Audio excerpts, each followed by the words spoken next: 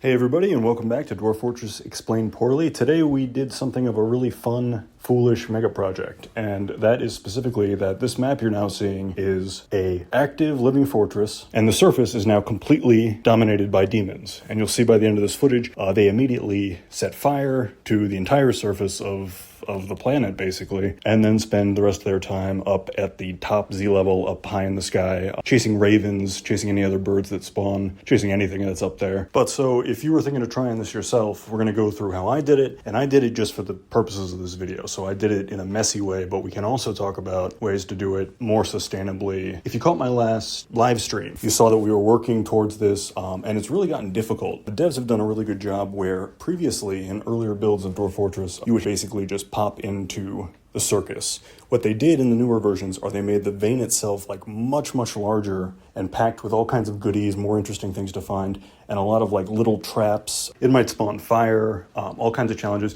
Again, you can check that live stream if you want to see how challenging it is, because I ended up not being able to do it after, streaming for like 40 minutes where I thought it would be an easy thing. But I did eventually crack through, and that's the footage you're going to see here. What we did, stepwise, is whenever you're breaching into hell, what you want to do is have a controlled room that the demons can then pour into, and it can be sealed off and locked so that they don't take over the whole fortress. I did have a little bit of a surprise you'll see in this footage. So the demons can eventually break down doors now. In earlier versions, they could break down doors, and then in the earliest versions of the Steam version, they couldn't for a while. A locked door was basically like kryptonite. It was, they'd never break it down. And I thought that was still true, so I had a funny moment where the demons broke out. Because I wasn't watching them, I assumed the doors were invincible, and they weren't. So I had to go back, and then you can build a wall now. They still don't break down construction. So you just build a wall out past the doors, and then they're really locked in there.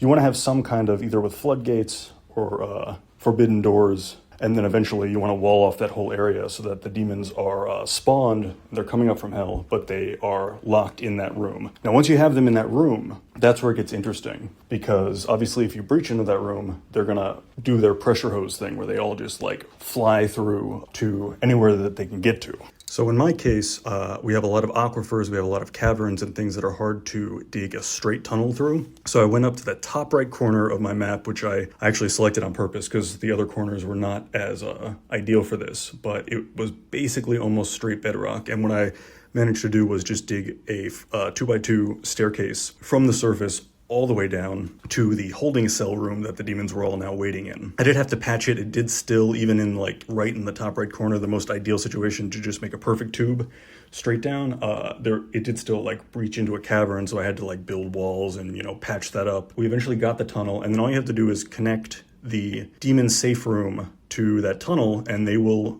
shoot straight to the surface. Most of them will. Some will just kind of wander around, but they'll all be kind of driven that way and make it to the surface.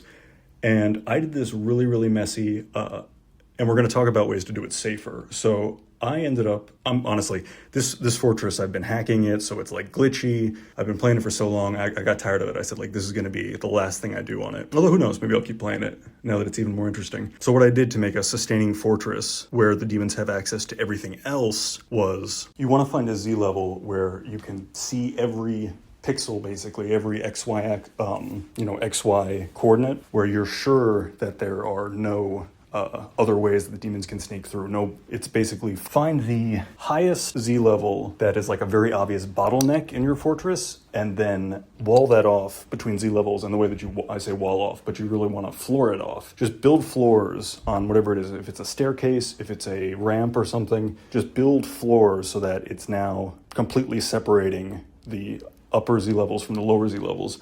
And now you have a actual stop point that the demons will never be able to get back down towards your dwarves. Like I said, I did this really messy. I left all kinds of valuables on the surface. I left dwarves on the surface, frankly. And you don't have to do that because you can use burrows. I think I made a video about how to use burrows, but like there's a lot of ways that you can collect up your dwarves more carefully, make sure they're all in the right side, the side that's being locked down now as a safe room.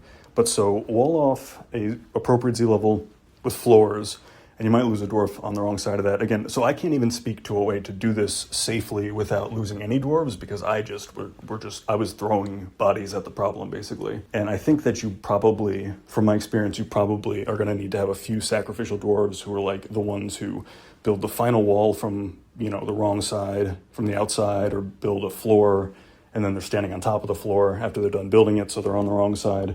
There's going to be a few things like that. When you breach into hell in the first place, there's usually a sacrificial dwarf, at least, like one is going to have to actually do the deed and then be in danger. But you can use burrows, organize your stockpiles, and do it a lot cleaner than I'm doing it. I honestly, just to prove the point, I'll probably keep playing this map just to show that it is self-sustaining. So my dwarves still have access, the ones who are lucky enough to be on the right side, still have access to like 3 caves and plenty of food, plenty of water. The caves, have lots of plant life, and we have farmlands in there, so it should be totally good. We lost a lot of stuff in terms of stockpiles I didn't clean up.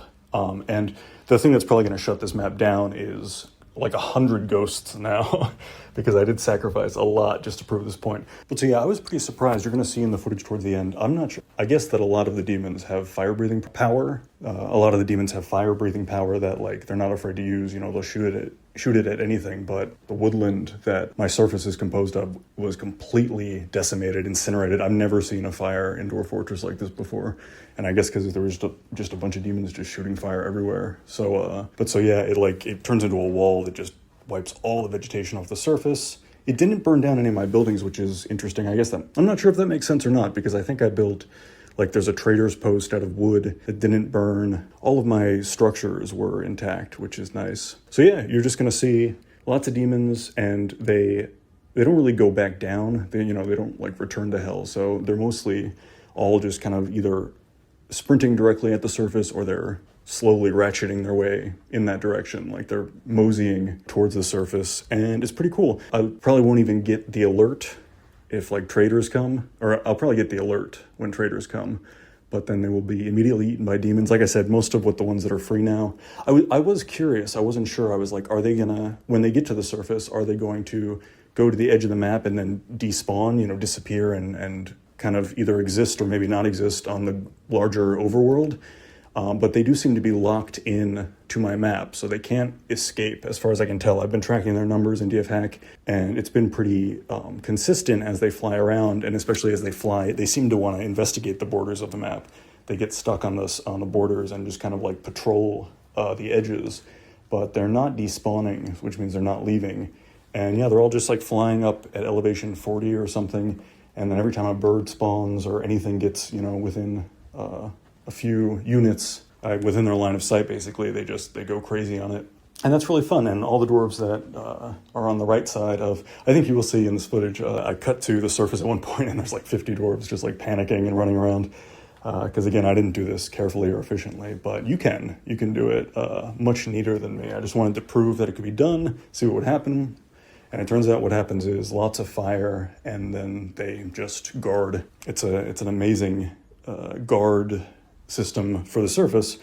In terms of sieges, of course, you'll never get another trader or anything ever again, at least not from the surface. Somebody said that you can get traders through the caverns, but I've never seen that happen.